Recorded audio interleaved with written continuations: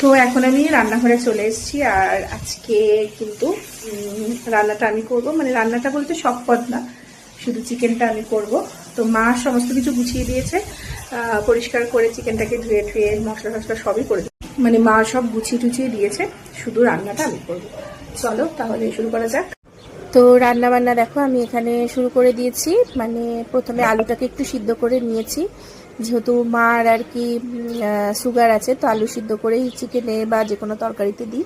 তো আলুটা সিদ্ধ করে নিয়ে এবার চিকেনটাকে ম্যারিনেট করব। চিকেনটাকে ভালো করে ধুয়ে পরিষ্কার করে নিয়ে নুন হলুদ মাখিয়ে রেখে দিলাম। এরপর যেটা করব, এই যে পেঁয়াজ কুচি দেখো মা কেটে দিয়েছে, এদিকে আদা রসুন বাটা আর রয়েছে হচ্ছে টমেটো পেস্ট। তো সর্ষের তেলে আগে ভালো করে আমি আলু ভেজে নেব নুন আর হলুদ দিয়ে।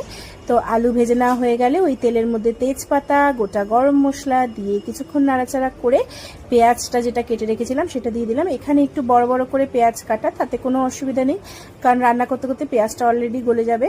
তো দেখো এখানে আমার পেঁয়াজটা ভাজা হয়ে গেছে। এরপর আমি দিয়ে দিলাম হচ্ছে আদা আর রসুন বাটা, তারপরে দিয়ে দিলাম টমেটো পেস্টটা। তো এটা দিয়ে বেশ কিছুক্ষণ নাড়াতে হবে, কারণ টমেটোর কাঁচা গন্ধটা যাতে চলে যায়। এরপর রেগুলার বেসিসের যে মশলাগুলো ছিল, হলুদ গুঁড়ো, জিরে গুঁড়ো আর হচ্ছে লঙ্কার গুঁড়ো দিয়ে আর কাশ্মীরি চিলি পাউডার দিয়ে ভালো করে আমি নাড়াচাড়া করে নিচ্ছি। আর এদিকে দেখো রান্না হতে পারেনি, বিড়াল এসে এখানে হাজির। জিজ্ঞেস করলাম কি ব্যাপার কি, তখন বলছে কষা মাংস খাবে, তার জন্য রান্নাঘরে এসে হাজির। যাই হোক, দেখো আমার মশলাগুলো বেশ কষে উঠেছে কিছুক্ষণ।